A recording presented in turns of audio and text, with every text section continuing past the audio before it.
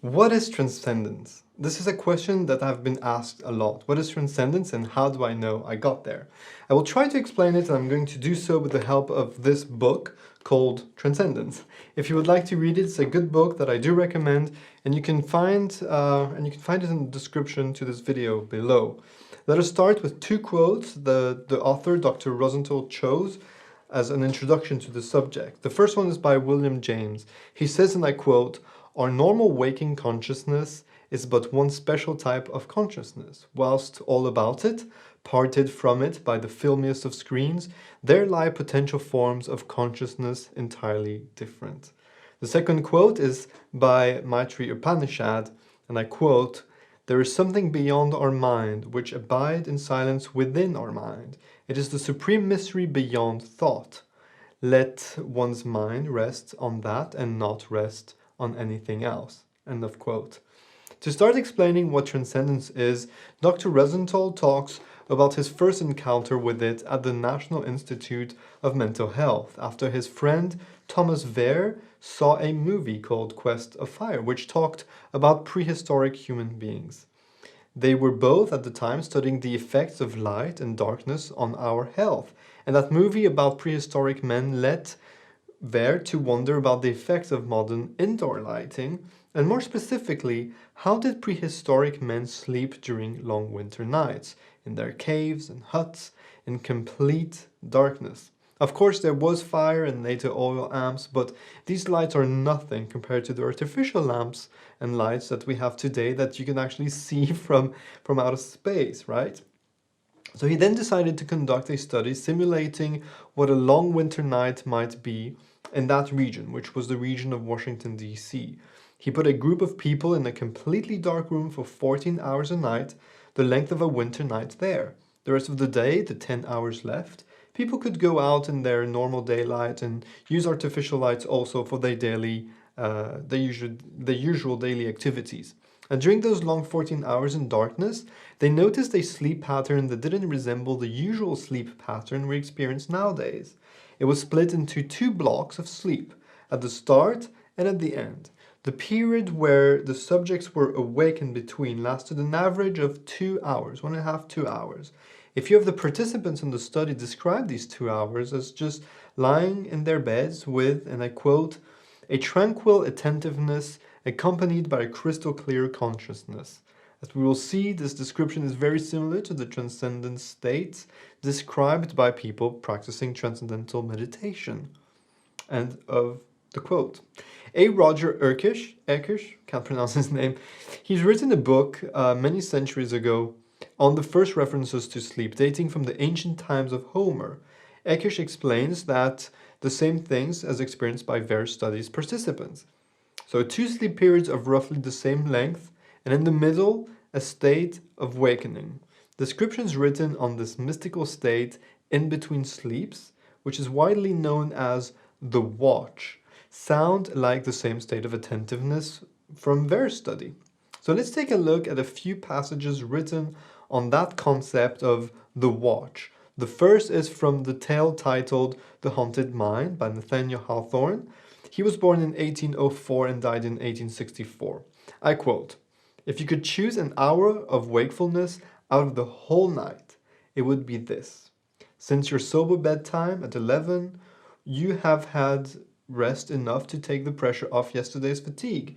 You have found an intermediate space where the business of life does not intrude, where the passing moment lingers and becomes truly present, a spot where Father Time, when he thinks nobody is watching him, sits down by the wayside to take a breath."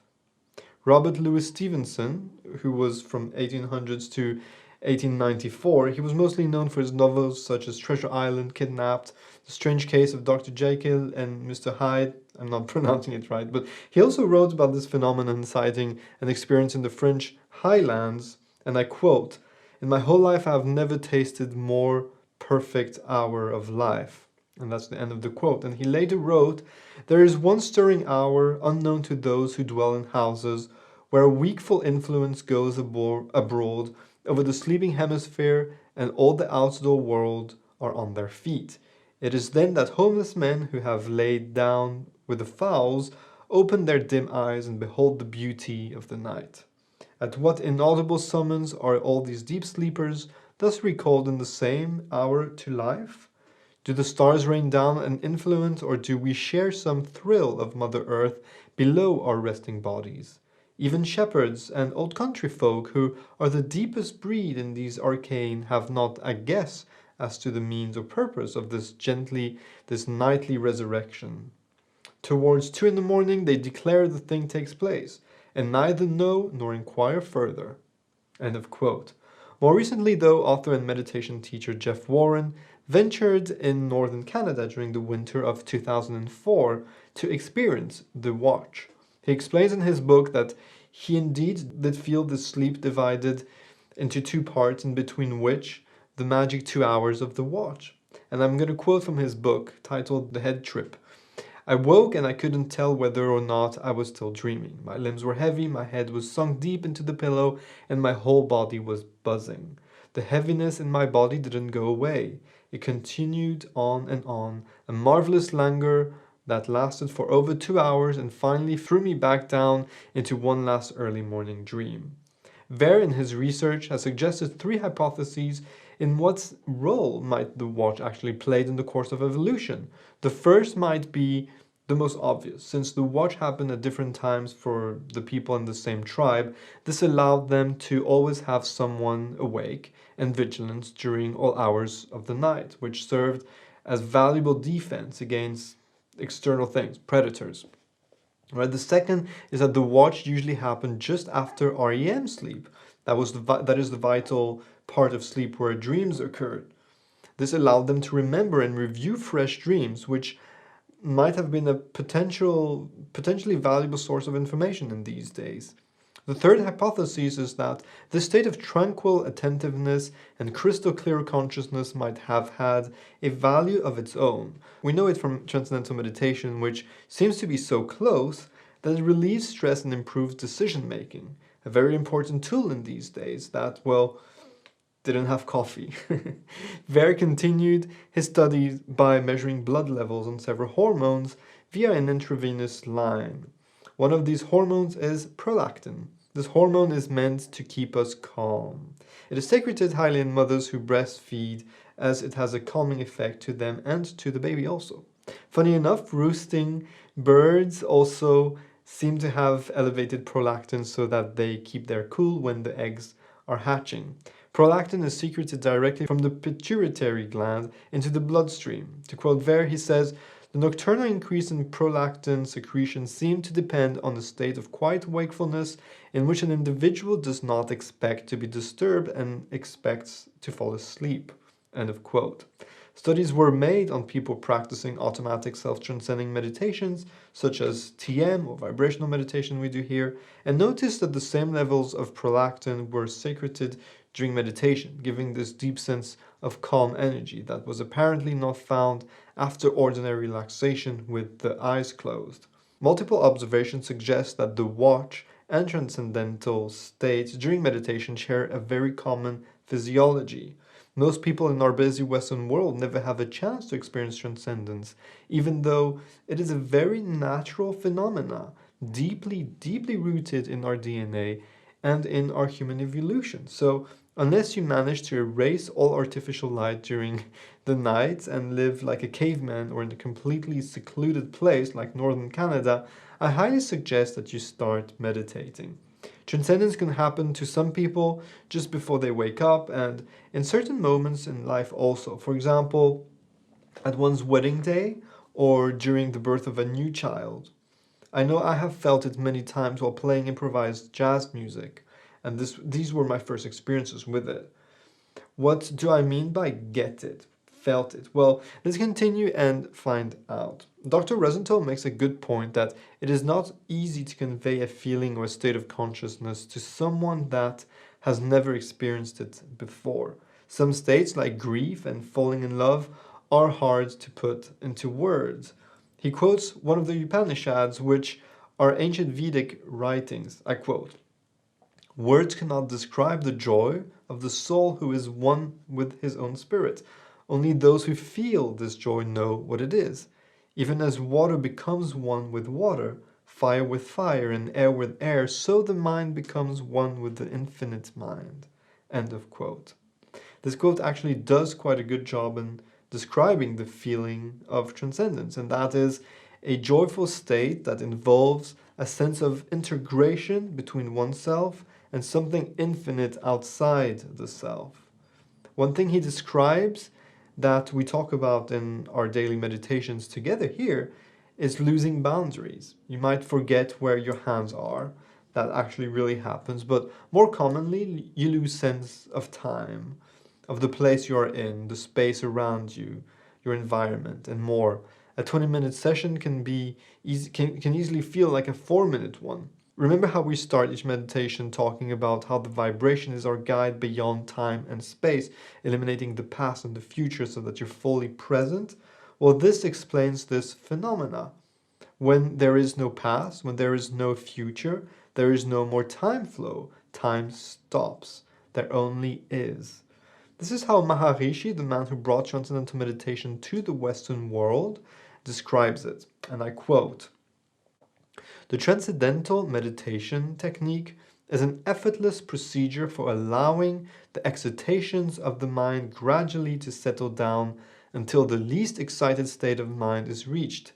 This is a state of inner wakefulness with no object of thought or perception, just pure consciousness, aware of its own unbounded nature. It is wholeness, aware of itself, devoid of difference, beyond the division of subject and object. Transcendental Consciousness." I find this really helps explaining what transcendence is. You're not asleep because when you're asleep you are not fully conscious, and you're not awake because you then your mind would be engaged in thoughts and feelings and actions. You're also not dreaming because even then specific thoughts are going through your mind. Dreams also. You're simply conscious with no specific focus. I like how Dr. Rosenthal puts it. He writes, and I quote, "The emotions most often associated with transcendence are serenity and bliss.